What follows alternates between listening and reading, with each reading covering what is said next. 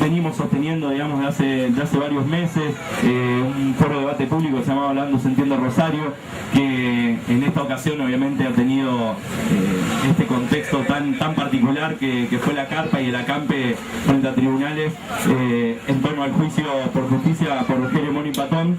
Decidimos trasladar este foro de debate acá, a la carpa, ya antes de que se iniciara todo este proceso del juicio, y cuando charlábamos con los compañeros y pensábamos con qué actividad seguir dándole vida a esta carpa todos los días, habíamos pensado que había una instancia que para nosotros que no podía faltar, que era un proceso de diálogo también y un debate también con periodistas, con aquellos que en esta ciudad también tienen ese rol tan importante, que es de alguna manera comunicar un fenómeno tan complejo como el de la violencia urbana y como el contexto, digamos, en el que se está viviendo aquí en Rosario.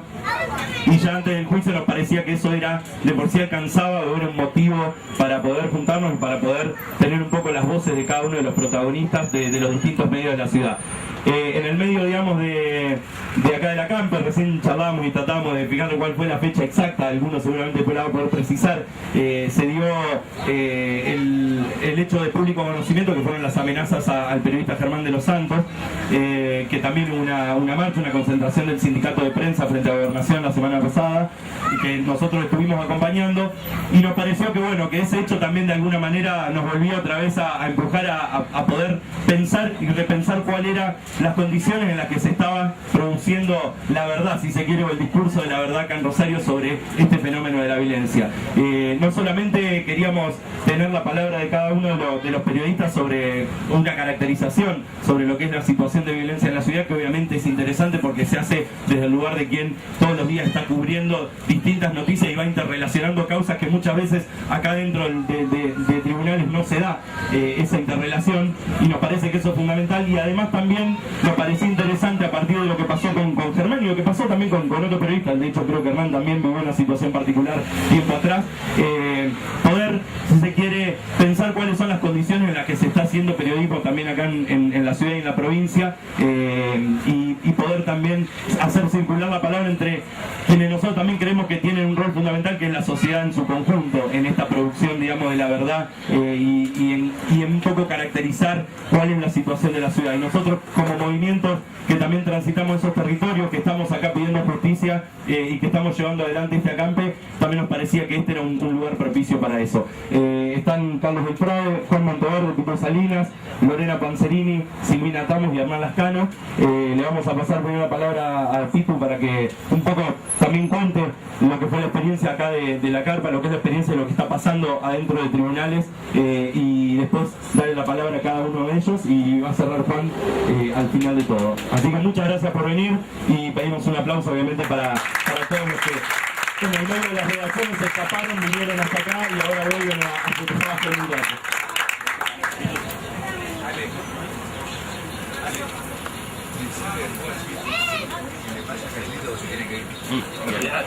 Bien. Bueno, buenas tardes a todos y a todas. Voy a ser extremadamente breve porque Carlitos así me lo acaba me está coaccionando. No, realmente muy breve, digamos, y para comentar un poco qué sucede adentro de las audiencias del juicio oral y público por el triple crimen de Villa Moreno, pero fundamentalmente también qué sucede aquí afuera y qué significa este acampe aquí afuera, y que también en gran medida, por lo menos así lo analizamos nosotros desde el movimiento, tiene que ver muchísimo con otra manera de informar en la ciudad de Rosario, y con un hecho puntual y con un primer objetivo que nosotros nos trazamos en esta lucha, que tiene que ver con poder desestructurar aquella nomenclatura estigmatizante del ajuste de cuentas que tantas muertes jóvenes había acallado de forma imperdonable, digamos. Para nosotros, desde aquella fatídica madrugada del 1 de enero del 2012, el objetivo fundacional de alguna manera era desagraviar el buen nombre de nuestros compañeros, digamos. Nosotros recordar aquellos días era mientras estábamos velando al Patón y al Jere, nos tocó leer el diario La Capital, donde se anoticiaba que nuestros pibes habían sido partícipes de un enfrentamiento, que eran soldaditos de una banda narco, barra bravas y demás cuestiones, por una modalidad muy repetida que ni siquiera es quizás falencia periodística, sino que es algo propio de la vorágine, que tiene que ver con elaborar un informe noticioso a partir de un único elemento, que es el parte policial, en aquel entonces de la comisaría 15ª, digamos. Me parece, o para nosotros ese fue nuestro primer objetivo en la lucha, que tenía que ver, quizás muy indirectamente y sin deliberarlo, con poder plantear un mojón, un hecho político que al desestructurar esa nomenclatura del ajuste de cuentas también pueda generar un punto de inflexión en la manera de informar a la ciudadanía rosarina qué es lo que pasa todos los días en los barrios y en los entornos periféricos, digamos, y además de eso, que el ajuste de cuentas también en sí misma cobijaba un mote muy deleznable que tenía que ver con generar de alguna manera una indolencia generalizada en el conjunto de la ciudadanía, atendiendo a que en su abrumadora mayoría esos jóvenes, esa gente que moría en los entornos periféricos eran pibes de entre 18 y 35 años, y eso no ameritaba que ninguna causa judicial prospere, y lo más triste de todos es que no ameritaba ninguna intervención enérgica del Estado, digamos, que independientemente del entorno delictivo que abrace esas muertes repetidas, con más razón el Estado debería allí estar interviniendo y de forma enérgica para aplacar estos nichos de violencia con los que tenemos que convivir cotidianamente, digamos. Esa es una primera reflexión, digamos, que me parece que esta lucha tuvo algo que ver y que fue muy significativo en ese momento, y sobre todo en lo atinente a esta nomenclatura del ajuste de cuentas. Después, muy sencillamente, digamos, qué es lo que pasó en las audiencias orales del triple crimen de Villa Moreno. Realmente para nosotros fueron audiencias en las cuales no solo pudimos ver tonificada la teoría del caso que denunciáramos de aquel 1 de enero hasta esta parte, y que presentamos como teoría del caso como parte querellante y desde la Fiscalía, cada uno de los testimonios, cada una de las pericias balísticas, de las escuchas que se fueron introduciendo, para nosotros tonificaron y fuertemente esta teoría que nosotros veníamos alegando. Pero además, y por sobre todo, fue muy importante esto ya más en términos personales, lo digo como compañero, amigo de los chicos, pero también por haberlo hablado con los familiares, nos sirvió mucho para constatar ese abismo que nos separa, no tanto de los imputados, porque realmente a uno, por lo menos a mí, me tocó declarar, y sinceramente creo que le dio más bronca mirar a la cara a los abogados defensores que a los propios imputados, y tener que sentir en carne propia esas argucias y esas chicanas legales que realmente en ese contexto son por demás de violentas. Pero a esto quería ir, que quiero decir, más allá de haber constatado la tonificación de nuestra teoría del caso, también estas audiencias nos sirvieron para vislumbrar el abismo que nos separa de ese mundillo letrado, que oportunamente hoy está en debate, digamos. Hernán escrito dos notas por lo menos de opinión respecto al tema, los honorarios de estos abogados defensores, y creo que sirvió también para que la ciudadanía toda vea una forma de obrar, vea un modus operandi, y vea esto a veces tan repetido que ya es casi moda decir los abogados defensores no son auxiliares de bandas criminales, sino parte constitutiva. Eso es materia de debate, y en ese sentido está abierto, digamos.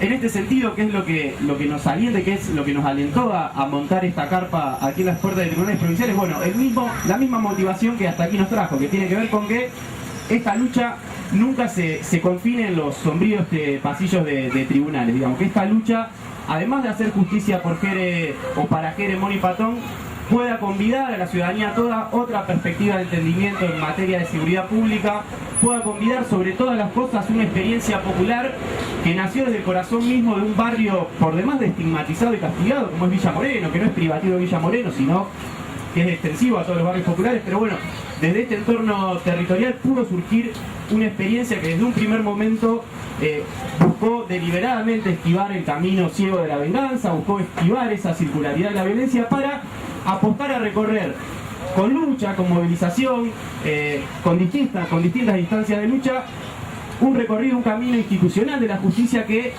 pueda coronar esta experiencia, 4 condenas que esperamos para el jueves, para que sea o pueda constituirse en una experiencia extensible a la ciudadanía, no solo en términos de cómo obrar en un momento determinado, sino que además de eso es efectivo y es necesario.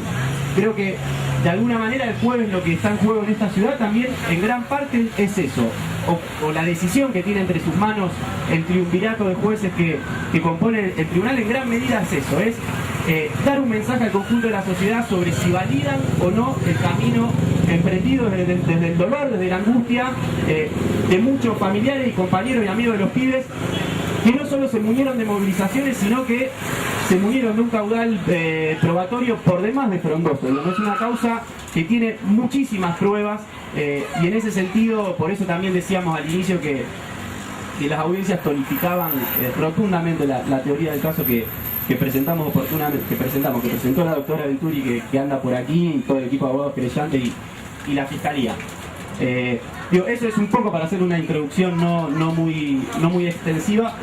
Me parece sí fundamental remarcar esto, digamos, en los términos de que sin jactancia, sin arrogancia, esta fue la lucha capaz de poder desestructurar ese sedimento del estigma que era el ajuste de cuentas, que fue capaz de traducir o de ponerle nombre propio a esa traducción del anonimato que son las estadísticas, esta lucha que pudo contar una historia y pudo hacer que muchos quieran escuchar quiénes eran el Ger, el Mono y el Patón.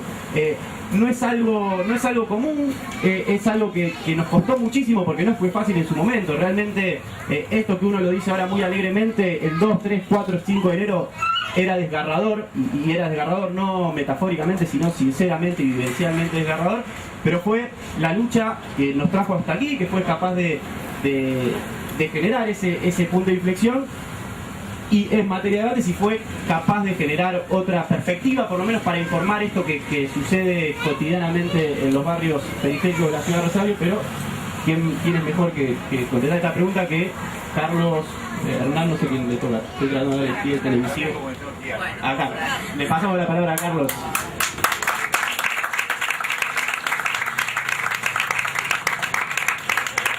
Les pedí el micrófono porque me tengo que ir a laburar a Álvarez, por eso les pedí el micrófono. Tengo algunas cuestiones para charlar, pero lo primero que quiero, doctora Venturi, me hace una gauchada, asúmese acá, asúmese.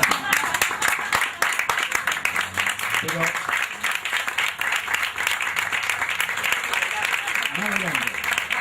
no, pero ¿sabe por qué quiero que la vean?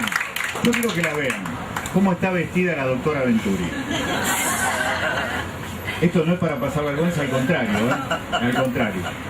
Yo quiero que vean cómo viste una abogada del pueblo.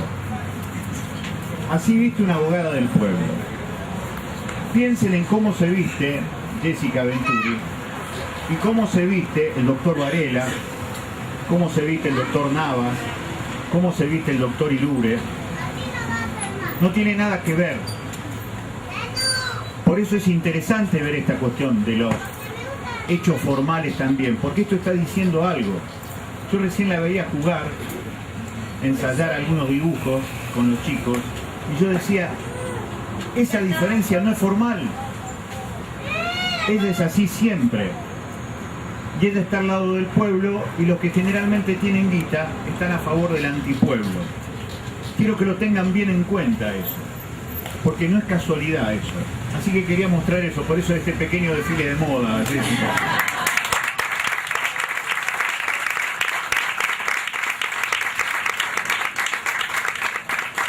Lo segundo que quiero compartir, la última nota de Hernán, la del domingo, la de los chicos que son los más castigados por las heridas de bala de 15 a 29 años, nos devuelve la cuestión histórica. Desde hace 40 años en la ciudad de Rosario, siempre los más castigados son los pibes que tienen entre 15 y 29 años. Los desaparecidos, los 350 desaparecidos que nosotros tenemos en Rosario, el 70% eran chicos y chicas entre 15 y 29 años, el 70%. El 70% de los hoy 220.000 desocupados que tenemos en la provincia de Santa Fe también son chicos entre 15 y 29 años. Y los que resultan heridos de bala, los que terminan muertos, siempre el 80% aproximadamente son chicos menores de 35 años. No es casualidad. El sistema castiga siempre a los que por mandato cultural y biológico tienen la necesidad de producir cambios sociales. No es casualidad. Eso es el pasado abierto en el presente. Si no comprendemos que el presente forma parte de una historia que se continúa, difícilmente nos demos cuenta de lo que está pasando. Ahora, esa historia de sangre derramada produjo algo en los barrios. Produjo un agujero negro. ¿Por qué produjo un agujero negro? Porque esta ciudad era menos violenta, a pesar de haber atravesado la década del 70, era menos violenta en los barrios cuando en los barrios había tiendas, comercios, talleres, empresas, industrias, cuando esta ciudad era obrera, industrial, portuaria, ferroviaria. Cuando todo eso se borró, cuando todo eso terminó con las privatizaciones y el saqueo, quedó un agujero negro en los barrios. No había lugar para la tienda, para los comercios, para los talleres. La pibada que se iba de la secundaria ya no encontraba dónde encontrar algo material para laburar.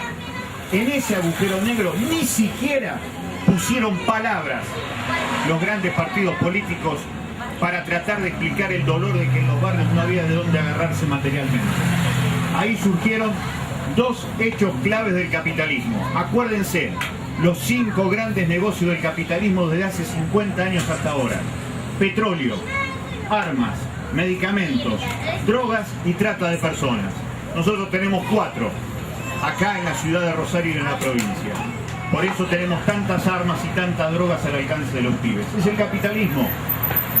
Por eso hay tanta droga y tantas armas. Son las formas de acumular dinero de forma fresca y rápida que tiene el sistema. Eso se metió en el agujero negro que se dejó cuando nos robaron el trabajo. Primer hecho sobre la cuestión de la violencia. Por eso a esto no se le gana de arriba, se le gana de abajo. Se le gana como le gana el club federal. Cuando abre un club, se retoma la actividad en el club y hace por lo menos 4 años que no hay un búnker a la redonda. Se gana de abajo, no se gana ni con gendarmes ni con la cana. Se gana de abajo, porque de arriba no se gana, porque de arriba viene el negocio. Y todo lo que viene de arriba es negocio. Lo de abajo es donde nosotros estamos. Por eso vamos a ganar. Pero tenemos que creer primero en eso. Tenemos que creer que nosotros en los barrios ganamos. Cuando abrimos espacios para que nuestros pibes tengan algo para empatarle a la seducción de la droga. Eso es fundamental tenerlo en cuenta. Y lo otro que quiero compartir con mis compañeros, con compañeros a que admiro a cada uno de los que están aquí presentes.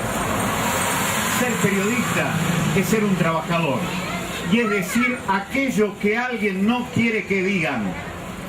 El periodista tiene que decir algo que moleste. Si el periodista no dice algo que moleste, es un propagandista. Siempre hay propagandistas.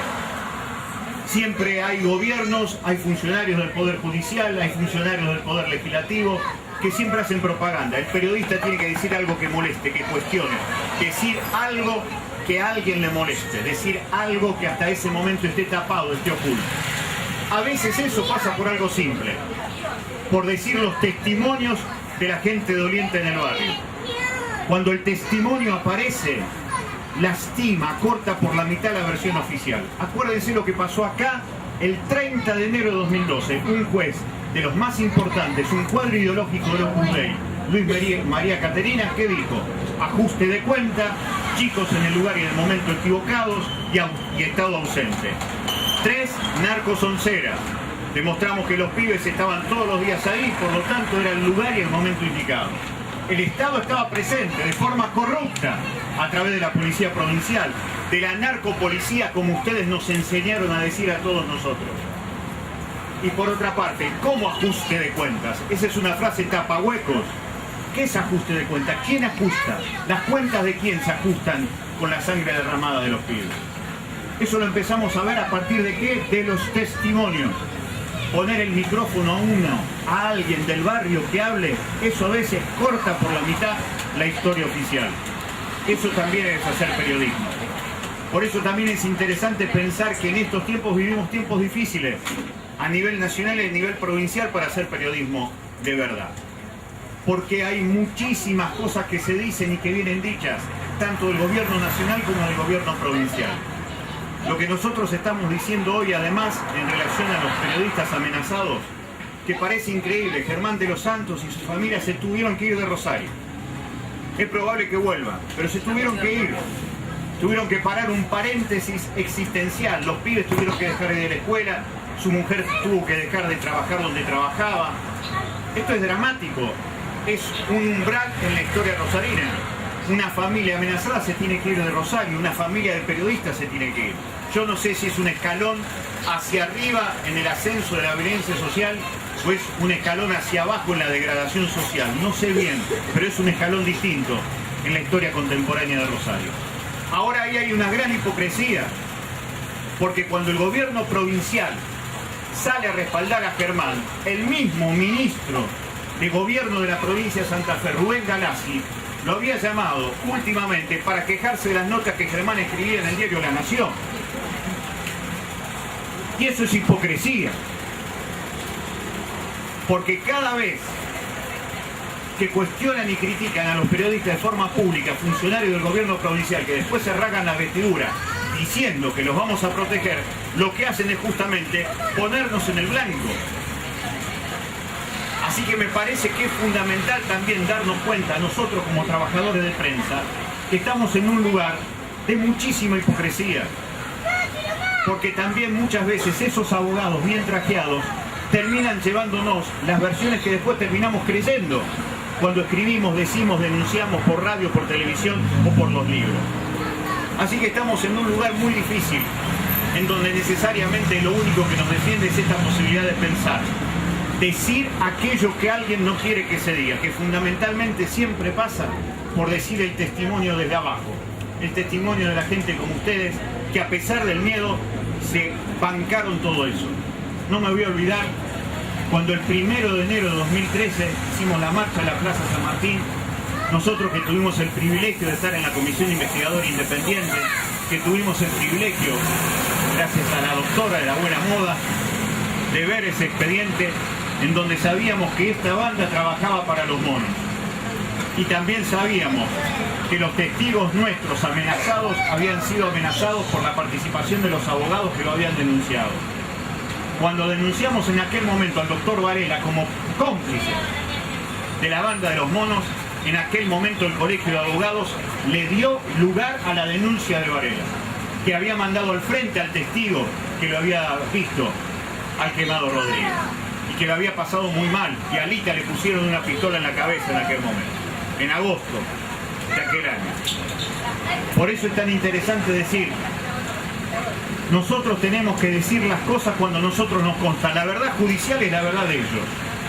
Nosotros tenemos que decir las cosas cuando alguien nos la dice, cuando distintos testimonios nos hacen llenar y nutrir de voces para decir. Eso es lo que nosotros hacemos. Periodismo en tiempo difícil.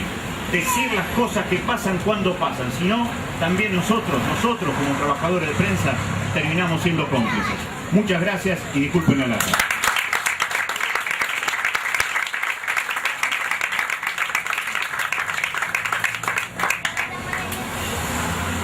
Yo también me tengo que ir, por eso sigo. Bueno, una de las cosas que más me llamó la atención con el tema de la carpa tiene que ver con la posibilidad que tuvieron muchas víctimas de hacer oír sus reclamos. La carpa sirvió para visibilizar un montón de reclamos de gente anónima que pudo poner 34 lápides de la puerta, la familia de Franco Casco que pudo venir a la marcha y un montón de gente que está invisibilizada. Yo no investigo narcotráfico, en general lo que cuento es historias de víctimas y a veces me topo con las historias, pero no soy alguien que sí, a lo mejor acumulo información, pero no investigo. Pero sí me interesa contar las historias de las víctimas, de las personas que mueren y que mueren de los dos lados del gatillo. Y una de las cosas que más me llamó la atención es, yo cuando empecé a hacer policiales hace 17 años atrás, había 50 muertos al año en Rosario. Esa era la cifra, era la ciudad que en relación a cantidad de habitantes tenía la cifra de muertes más baja de la Argentina. Y yo podía seguir el caso, conocía a los padres de las víctimas, a la familia, seguía el caso en tribunales, o sea, tenía como, y me acuerdo todavía, si me preguntás, los muertos del año 97, yo me acuerdo hoy todavía, porque eran pocos. Y lo que me llamó la atención es que cuando veía la gente manifestándose, cuando empezó el acampe y demás, yo no me acordaba de quiénes eran las víctimas, ¿no? Había un montón de víctimas que no registraban los nombres, porque eran muchas. Y me parece que acá hay una pata que hay que tener en cuenta, que es la pata del Estado, que le importa 3 huevos a los pibes de los barrios, que no le importa nada que maten a los pibes de los barrios, me parece que el caso Franco Casco demostró que a la justicia tampoco le importa, que se reformó un sistema, que se gastó una torta de plata y seguimos con lo mismo. A Franco Casco nadie lo buscó, o sea, nadie le interesó buscarlo. Y no vale lo mismo una víctima del centro que una víctima de la periferia. Es así, cuando mataron al hijo del empresario llenaron el monumento. Tienen esa posibilidad, las víctimas de los barrios no la tienen y necesitan del apoyo de una organización social para poder manifestarse y para contar lo que pasa. A David Moreira, que fue algo que pasó desapercibido, la justicia, si yo tuviese que titular esa nota, que no tuve dónde escribirla, se llamaría permiso para linchar, porque a las dos personas que estaban detenidas ustedes si leen de la manera que mataron a David Moreira en el expediente, es realmente una cosa repulsiva, porque, o sea, no se puede pensar que otra tortura más le iban a hacer entre una marimba de palo y llevarlo y darle la cabeza contra un auto y pegarle contra el cordón. La justicia le bajó la calificación a los dos detenidos y le dio prisión domiciliaria. Es algo que nadie puede pensar. ¿Y eso cuál es la lectura de la sociedad? Sigan linchando, total no pasa nada. Y me parece que el papel de la policía no es solo de la policía. Si yo tengo un estado donde dejo que la policía se autogobierne y la policía es lo que es, en el caso Franco Casco no... ¿Cuánto costó que pasaran a alguien a disponibilidad? Ya no se pasa a la gente a disponibilidad. Había un informe del IRAR, del Instituto de Rehabilitación para Adolescentes, que dice que de 500 pibes que los últimos 3 años pasaron por el IRAR, a 50 lo mataron cuando salieron. Y eso tampoco le importa a nadie. O sea, hay un estado indiferente hacia los sectores más vulnerables, que son los que ponen a los muertos, y a nadie le importa. Las cifras, incluso las cifras que son odiosas y que son estadísticas, de por sí sola tendrían que asustar. Rosario quintuplica la tasa de muertos a nivel nacional y a nadie le importa. Me parece que en eso vos ves que ¿cómo van a investigar 264 homicidios del año pasado? ¿Cómo van a investigar los más de 200 que hay la culpa de todo no es todo narcotráfico, hay un porcentaje alto, un 20%, que tiene que ver de peleas entre bandas, pero no se puede, es una solución cómoda decir que todos los muertos que hay en Rosario son consecuencia de pelea de bandas de narcotráfico y nadie ve la complejidad del ingreso de las armas a Rosario, por qué hay tantas armas, por qué hay armas tan sofisticadas, de dónde vienen. Una versión decía que se denuncia un arma policial perdida por día. Ahí explicaríamos las 9 milímetros que circulan por todos lados. Pero no hay una preocupación, no hay nadie que esté pensando o que le preocupe los pibes de los barrios se mueren. Me parece que no. Cambia la cosa cuando muere alguien en el centro. Y es horrible, pero es así. Entonces me parece que esta carpa primero desafía un poder estructurado y jodido como es el poder judicial, un poder que fue intervenido en la época de Onganía, que después fue víctima de un pacto entre radicales y peronistas, que lo copó el Opus Dei en la década del 80, que es lo que es, y que todos sabemos lo que es, y que produce este tipo de justicia, una justicia que te dice que no busquen a un pibe pobre que se perdió en un barrio, un poder que tendría que explicar hoy por qué tipos como el Quemado y toda la banda estaban afuera. Vos no entendés, por ejemplo, el Quemado tenía una causa en un juzgado donde había 60 personas presas por robo y no había ninguna persona presa por intento de homicidio. Si alguien hubiese investigado el caso Facundo Zuna, si el Estado hubiese intervenido en el caso Facundo Zuna, que a un pibe que lo balearon, que alguien hubiese intervenido, a lo mejor el triple crimen no se hubiese producido.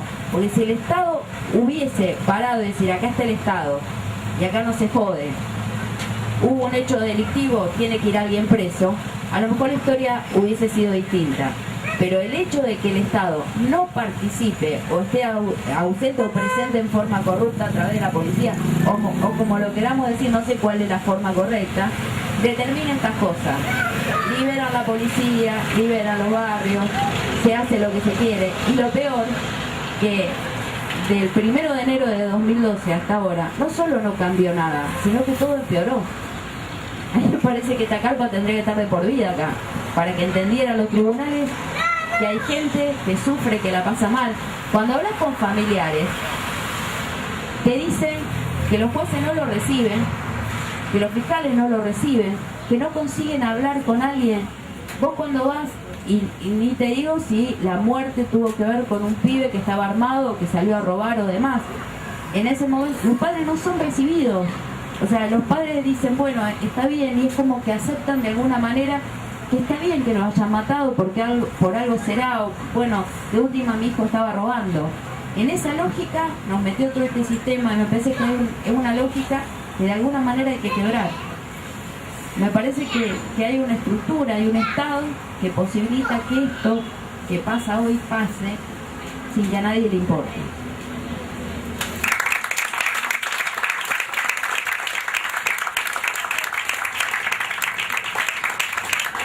Bueno, buenas tardes a todos. Quiero decirles que no es fácil estar al lado de esta gente, de Lascano, de Silvina, mucho menos de los chicos que son los que militan todos los días para que esto cambie. Bueno, cuando el Pitu me llamó para invitarme a esta charla, viendo, digamos, el afiche de la invitación, la propuesta, un poco, digamos, esto de cómo sería un mundo sin periodistas, o cómo se cree que sería un mundo sin periodistas, pensaba en una charla que tuvimos hace poco, que creo que estuvieron ustedes también, con Ignacio Ramonet, que es un periodista y escritor español, acá en Francia, que él nos decía que un mundo sin periodistas es como un mundo sin libertad, como un mundo sin democracia. Y pensaba en eso como una cuestión que calculo que nos hizo pensar a todos, no solo como periodistas, sino también como sociedad, como parte de esta sociedad, de que fueron los dos tesoros, digamos, que tambalearon un poco cuando pasó lo de Germán de los Santos, cuando nos enteramos de sus amenazas, y esto de bueno, ¿no?, de la libertad tanto en lo laboral como en el transitar de todos nosotros todos los días, y que eso va indefectiblemente de la mano con la democracia que queremos todos y por la que trabajamos todos para, o por lo menos todos los que estamos acá, espero que pensemos lo mismo, digamos, con respecto a la idea de democracia, de fortalecerla, digamos, y de que cualquiera de estas cuestiones que sucedan, como las amenazas que tuvo Germán y algunos otros periodistas que trabajan mucho en temas de investigación, más que nada, que peligraron, ¿no?, en ese momento, y que creo que la idea es salir a la calle, no callarse, digamos, las cosas que hicieron ustedes como militantes también durante los 3 años que pasaron desde el triple crimen de Villa Moreno, como una idea de mostrar, ¿no?, de decir lo que pasó, de contarlo, de no callarse, lo que contaba un poco del Frade, esto de que los testimonios de las víctimas son los que más fuerte pegan muchas veces en la sociedad, y que ahí tenemos que estar los periodistas para escucharlos, para reproducirlos, para mostrarlos y para contarlos. Un poco lo que dijo del Frade tiene que ver con una frase que había encontrado de Berbisky, de un libro bastante importante, digamos, un libro muy importante que él escribió, que tiene que ver con que el periodismo es difundir aquello que alguien no quiere que se sepa, dijo él. Más o menos las palabras que decía recién del Frade. Su función es poner en la vista lo que está oculto, dar testimonio y por lo tanto molestar. Y bueno, justamente a eso me refería cuando les decía de no callar, ¿no? El hecho de no tener miedo de decir, muchas veces son los familiares de las víctimas directas de una tragedia las que salen a dar la cara, porque, digamos, obviamente cuando hay un muerto en una familia uno siente que ya no importa otra cosa y que lo que quiere es denunciar y mandar al frente a todas las personas que creemos que están atrás de ese hecho o justamente de la cúpula de poder que hace que ese hecho suceda. Nada, digamos, lo otro tenía que ver un poco con lo que dijo Silvina también, ¿no? La cantidad de hechos que vemos todos los días en tribunales, los periodistas que trabajamos acá adentro, es interminable, o sea, no hay forma de seguir los casos.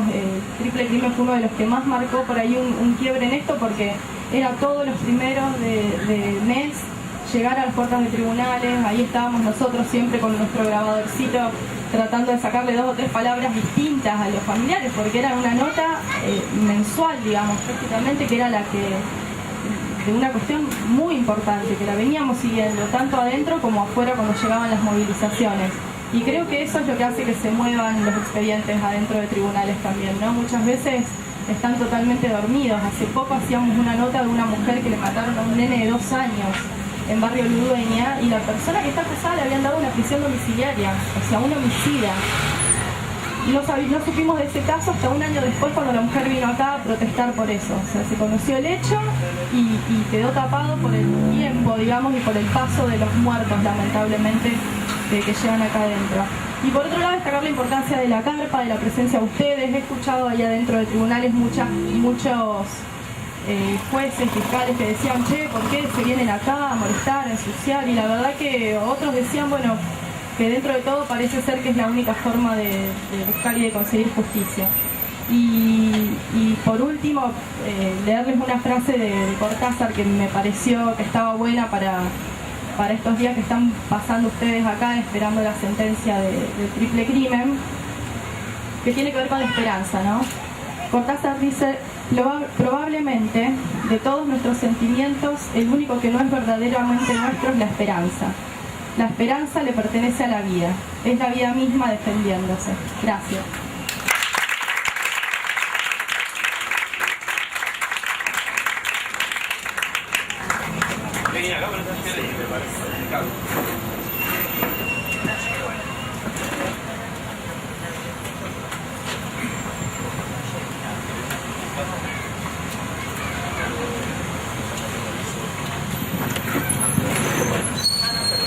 Hola, buenas tardes. Bueno, muchas gracias por la invitación. Lo considero un privilegio, una gratificación estar con todos ustedes. Vengo rutinariamente a tribunales por trabajo y recuerdo que hace 3-4 semanas, viniendo caminando, descubrí la singular presencia de la carpa, muy notoria, con esa tonalidad roja intensa, tan recortada el marmóreo blanco edificio burocrático de tribunales, así digamos con cierto bullicio a la vista por el hecho de recortarse. En general acá veo un movimiento bastante apacible, digamos, y la carpa imponía un corte. Me acordé de un poema del fragmento de un poema de Rubén Darío que le había compuesto este poeta a la hija de un amigo, y hablaba de un rey que tenía un palacio de diamantes, una tienda hecha del día, tienda escarpa para centroamericanos, y un rebaño de elefantes. Y la presencia de la carpa a mí me pareció eso. Mirá, estos tipos pusieron un montón de elefantes frente a tribunales. Y ese trabajo, entiendo, ha sido el trabajo de darle visibilidad, como dijeron los compañeros que me precedieron, a una situación que en general queda confinada en espacios muy delimitados, sin justamente poder apreciarse, que es el espacio verdaderamente del conflicto que existe en tantos y tantos barrios como el que dio lugar a la tragedia de Patón, Mono y Jere. Y me parece que básicamente lo que uno puede percibir ahí, y frente a lo cual, digamos, este espacio de organización social, militante política del Frente Santillán, del 26 de junio y de los vecinos del barrio, el espacio de éxito consistió en poner un poderoso relato diferenciador de todo lo que se venía diciendo e instalarlo en el lugar más visible de la sociedad. Y lo hicieron de una manera ingeniosa, de una manera que buscó siempre abrir los relatos, expresarlos, coaligándose con sectores de prensa, con dirigencia política, con espacios de funcionarios de los 3 poderes del Estado, de manera de venir a mostrar cómo ciertas dinámicas en los barrios, ciertas dinámicas de miedo, operan de una manera concentrada, consistente en algunos grupos que justamente por una capacidad que nunca ha encontrado freno o que tiende a no encontrar freno, puede imponerse.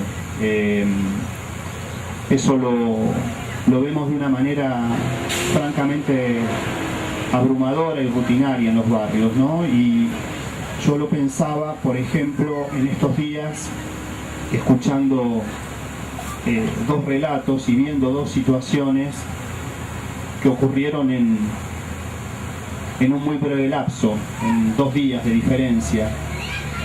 Una, yo no seguí todo el juicio como espectador dentro del proceso oral, pero me resultó muy estremecedor. Estábamos ese día con Lorena, asistir al testimonio de Juan Andrés Cano, por todo lo que esa palabra tenía de revelador respecto de una situación previa que prácticamente preanunciaba lo que vino después y que está tan presente en tantos vecindarios. Juan Andrés, hijo de Juan Domingo Cano, un exboxeador.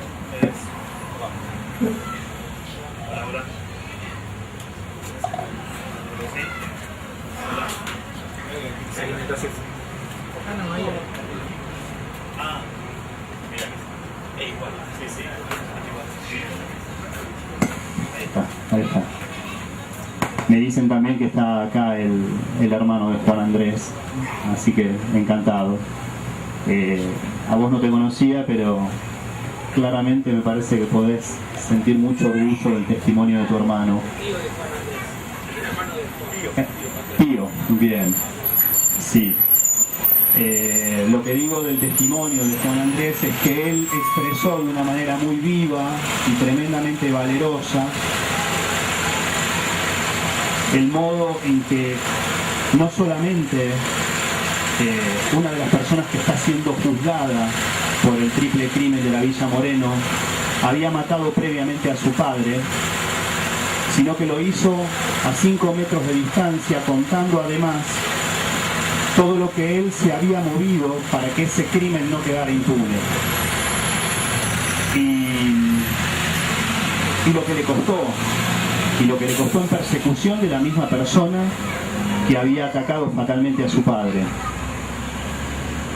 Y pese a no haber logrado, en base a un esfuerzo que a mí me parece ha sido majestuoso en cuanto a entrega, ciclópeo en cuanto a valentía, esa verdadera valentía que supone el hecho de enfrentarse en total desvalidez y fragilidad a la gente que es poderosa, como era este hombre en ese momento. Digo, pese a haber hecho eso, él no pudo conseguir que la justicia, inclusive pese a haber cualquier cantidad de elementos en la querella para proseguir, digamos, con una investigación idónea, le diera a esta persona acusada nada más que lo que correspondía. Y todo indica que 2 años después de este hecho, esta persona que le dijo a Juan Andrés, si seguís haciendo esto te va a pasar lo que le hice a tu papá, terminó trágicamente reiterando la misma conducta y produciendo más dolor que el que ya había producido. Avisos no registrados por el sistema penal, avisos que estaban planteados de una manera absolutamente concreta y con varias posibilidades de seguimiento. 2 días después del testimonio de Juan Andrés, en La Tablada se produjo el brutal fusilamiento de una mujer, Norma Bustos, que había tenido como tremenda osadía el gesto cívico, ella también, de haber señalado quiénes eran las personas que traficaban droga en su barrio. Y la forma en la que ella fue asesinada es todo un muestrario también de toda una estructura y una forma barrial de dominación. A ella la matan en su kiosco, 2 personas a las 11 de la mañana, es decir, en plena luz del día, desenvolviéndose sin ningún problema para entrar y para salir.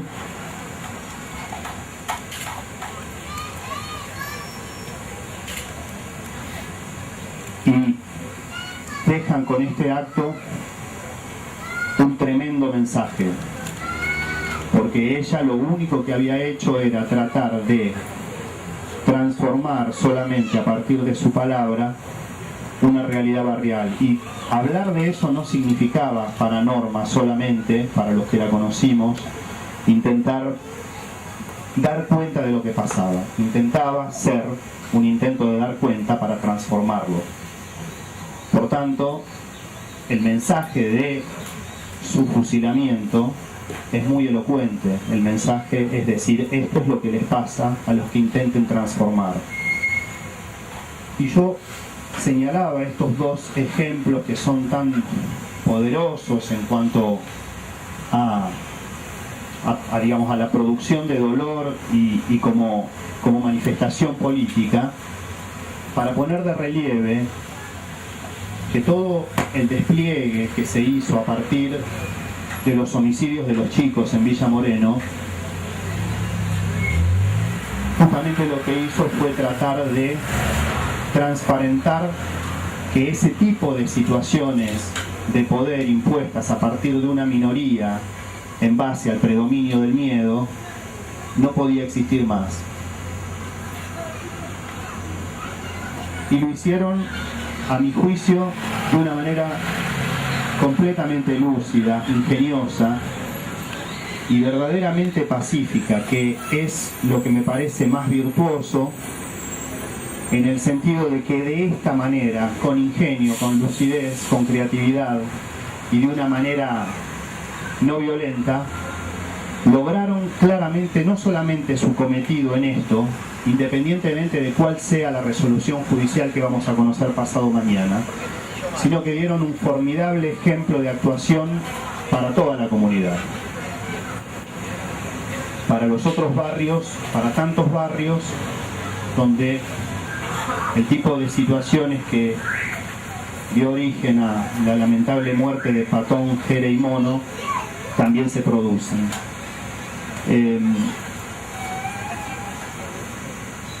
Una cosa que también me parece destacable, y es algo que se dijo aquí, es que la exposición del problema de manera pública, racional, con un relato logrado de lo que había pasado, la exposición en definitiva del conflicto y de sus actores, logra despabilar a los actores del sistema institucional. Nosotros tenemos en Rosario una de las tasas de esclarecimiento de homicidios más bajas de todo el país. Se esclarece entre el 40 y el 45% del total de homicidios. Y en general los que se esclarecen son los que tienen, digamos, características más rudimentarias, donde está cantado quién es el agresor. Básicamente lo que se esclarece son las peleas de borrachos donde no hay ningún tipo de dispositivo de poder puesto en cuestión. Y el sistema penal en general frente a esto no se conduele ni se moviliza. Es más, inclusive, digamos, lo que suelen hacer es explicar que este desatino es producto de un problema estructural que no es culpa de nadie en lo personal, sino de una vieja estructura. Pero eso es falso, porque los avisos están siempre. Y además, esta situación de movilización desmantela ese criterio, porque lo que vemos es que, en general, lo que pasa es que empieza a haber movimiento cuando empieza a haber movilización. En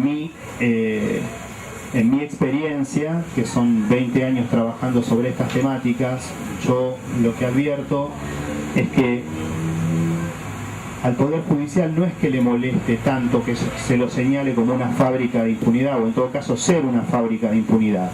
Lo que le molesta es que se lo señale como tal cosa. no les interesa tanto, o por ahí no quiero hablar de interés como si fuera una cosa personal, pero no se movilizan tanto frente a las situaciones sobre las que tienen que intervenir para justamente dar un mensaje social un mensaje social elemental en la vida comunitaria y en democracia, que es el mensaje que distingue lo que es de lo que no es aceptable. Y en general lo que vemos es que suele haber reacción cuando suele haber una manifestación pública importante que pone de manifiesto cuál es el reclamo y cuál es la historia del conflicto. No solo adentro, sino afuera, que esto es la carpa. Me parece que todos tenemos la gran posibilidad de recoger el trabajo fecundo que ha significado esta experiencia. Yo recuerdo que en el año 2004, esto lo comenté en la oportunidad de la presentación del libro Soldaditos de Nadie, aquí en Tribunales hubo una manifestación importante de un centenar de padres de chicos que habían sido víctimas de casos de ejecuciones sumarias, lo que se llaman hechos de gatillo fácil.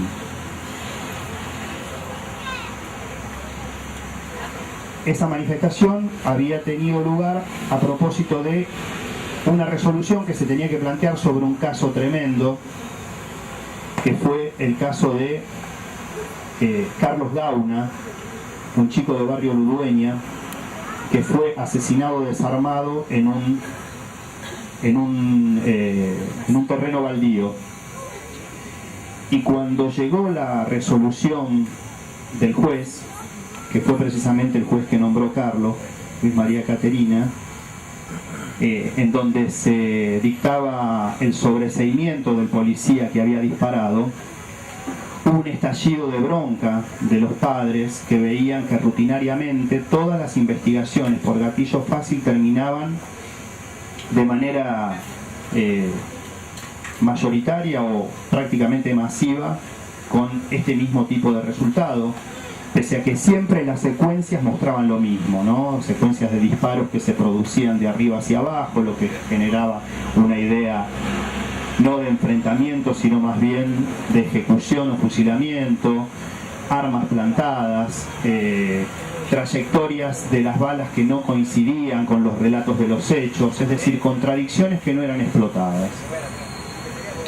Y a partir de ese hecho de mínima violencia, porque aquí se rompieron vidrios en la entrada de tribunales, y de la exposición del problema en la prensa de que esta rotura de vidrios en realidad no tenía que ver con una violencia que no tuviera motivos, sino con la recepción de actos de violencia originaria que significaban el ninguneo del Poder Judicial frente a actos inadmisibles del Estado que se repetían permanentemente de manera calcada, produciendo también de manera calcada resoluciones judiciales. Frente a esa situación, los casos llamados de gatillo fácil en ese momento, año 2004, empezaron a revisarse. Y el caso de Gauna tuvo otra resolución, y que fue una resolución que se dictó a partir de que un juez que tomó el caso, otro juez, hiciera una valoración concreta de los abundantes elementos que habían que señalaban que no había muerto Carlos Gauna en un enfrentamiento, sino que había sido fusilado. Por eso, muchas veces la exposición del problema genera resultados distintos. Y me parece que en este caso, el problema o el conflicto estuvo expuesto de una manera razonada. Y cuando uno explica racionalmente el problema, el conflicto, tiene no solamente más forma de ganarlo judicialmente, también en la calle, sino de que la sociedad comprenda cómo son las cosas y a partir de eso acompañe. Bueno, han instalado un rebaño de elefantes en el medio de la ciudad. Yo lo celebro, lo felicito y me alegro porque es un ejemplo para toda la comunidad. Y por último, también, como en aquel momento, estamos frente a la sentencia. En aquel momento de la presentación del libro recordé una frase que un espectro, el espectro de alguien que había sido asesinado en una película de Woody Allen, que es Match Point, le plantea a la persona que lo asesinó. Le dice, vas a tener que pagar porque la justicia es eso. La justicia lo que nos da es el alivio, porque la justicia nos restituye un significado. Cuando las resoluciones judiciales se encaminan hacia situaciones de impunidad, hacia situaciones de falta de mérito, frente a hechos que tienen tan claramente tantas explicaciones de cómo han ocurrido, nos encontramos frente a la deslegitimación de las instituciones, una deslegitimación lógica, y también encontramos que nos bastardean, que nos desprecian, que no nos consideran personas inteligentes. Yo creo que estamos frente a la oportunidad de que justamente los homicidios de los chicos, de Jere, Mono y Patón, a los que muchos de nosotros no conocimos, los periodistas, pero muchos de los que están aquí sí, nos pone a las puertas de una situación nueva, que es que el Estado nos explique lo que pasó y que a partir de lo que pasó se nos diga que no todo es admisible, que no todo da lo mismo y que quienes hicieron esto tienen que cargar con lo que les corresponde. Lo mejor que ha pasado aquí es que el discurso de esta carpa ha sido siempre eso: lo que les corresponde a los que hicieron este destrozo. Ninguna otra cosa más, lo que les corresponde. Gracias por invitarme.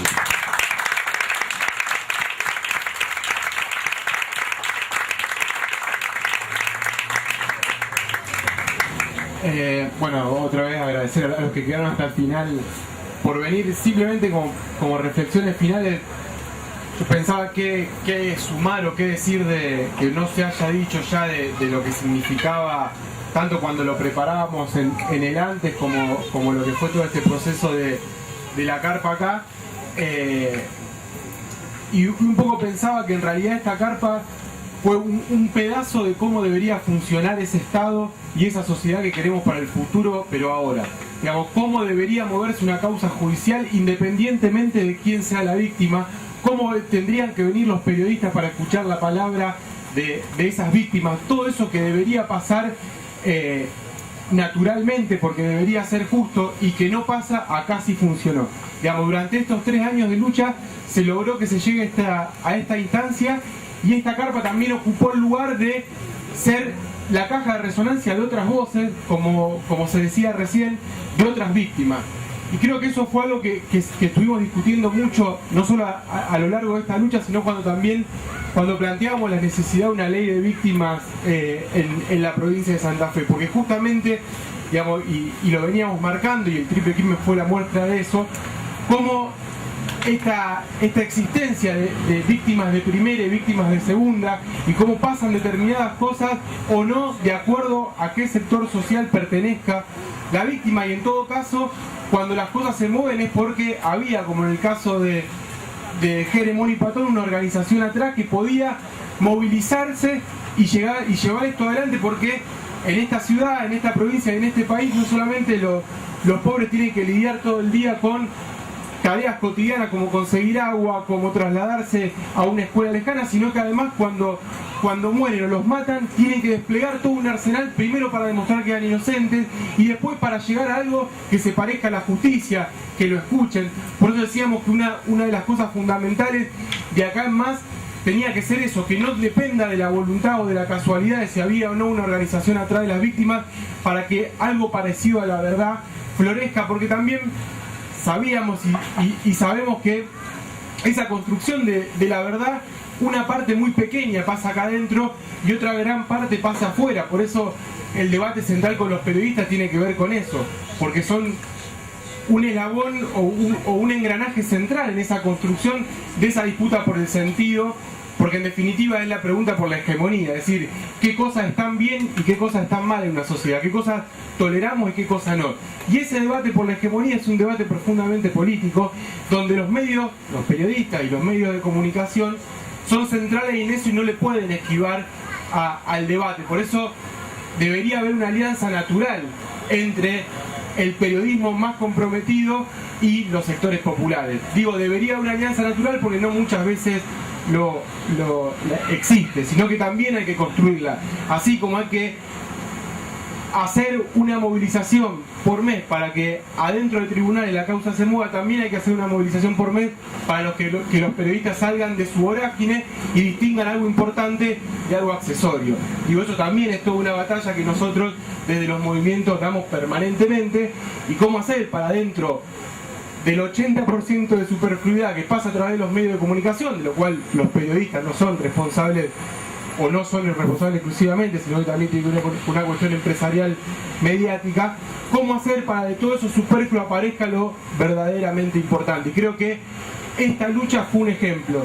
Y también me parece que es un ejemplo empezar a discutirlo en estos términos, no solamente como un movimiento social que resiste y logra su cometido, sino que además deja una muestra de cómo debería ser esto en el futuro. Por eso me parece que está bueno empezar a pensar que esta carpa fue un pedazo de ese Estado que hoy no funciona y cómo queremos que ese Estado funcione el día de mañana, porque va a haber más muertos y no va a haber otros movimientos atrás. Y el anonimato muy probablemente caiga otra vez en eso. Por eso, pensar en eso, pensar en esa lógica, creo que es lo que resalta más la experiencia de toda la lucha y de esta carpa puntualmente, y creo que también es lo que molesta tanto el Frente para la Ciudad Futura en el sentido más general, digo, porque completa esa parte de la resistencia social, pero también una propuesta hacia el futuro y adelante, porque justamente el debate lo sitúa en lo político. Yo me parece que ese es el debate central que se viene poniendo, y me parece que es el gran desafío que viene hacia adelante, después del jueves, después de que se haya llegado a ese punto que se viene buscando hace tantos años.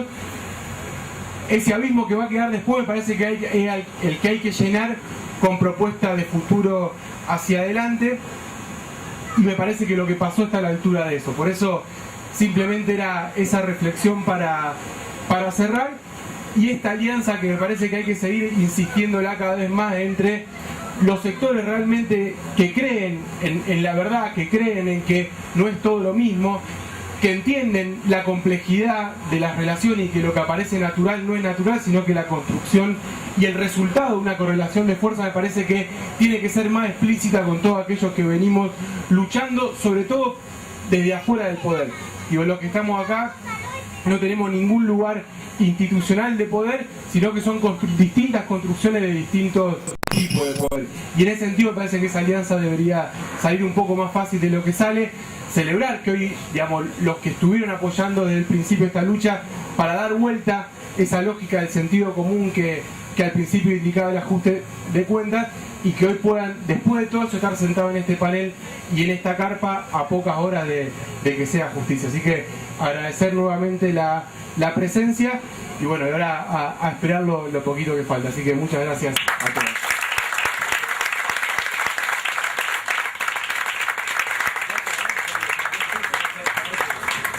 Bueno, seguramente también ahora Nelo va a contar un poco lo de la marcha que recién los compañeros pasaron. Obviamente también es motivo de orgullo de esta carpa de ser testigo de cada una de esas luchas, y también el agradecimiento incluso a esos compañeros que vinieron acá y que esperaron que terminara la actividad para iniciar esta concentración. Va a haber una mística, va a ser algo que va a estar bueno, así que invitamos a todos los que están acá también para que puedan participar, y les agradecemos por estar. Volvemos a invitar para el jueves a las 12:30 del mediodía, un poquito antes obviamente, a los que puedan estar acá para lo que va a ser ese fallo histórico de la lucha por el triple crimen. Así que hola, no, es simplemente invitar a todos y a todas a participar, como decía el Ale, de los compañeros, de los amigos y familiares de Jairo Trasante que están acá y que muy respetuosamente vinieron y esperaron con los bombos, que van a hacer una mística ahora en 10-15 minutos, que es algo que venimos laburando mucho nosotros históricamente, y todos estos 3 años lo venimos haciendo,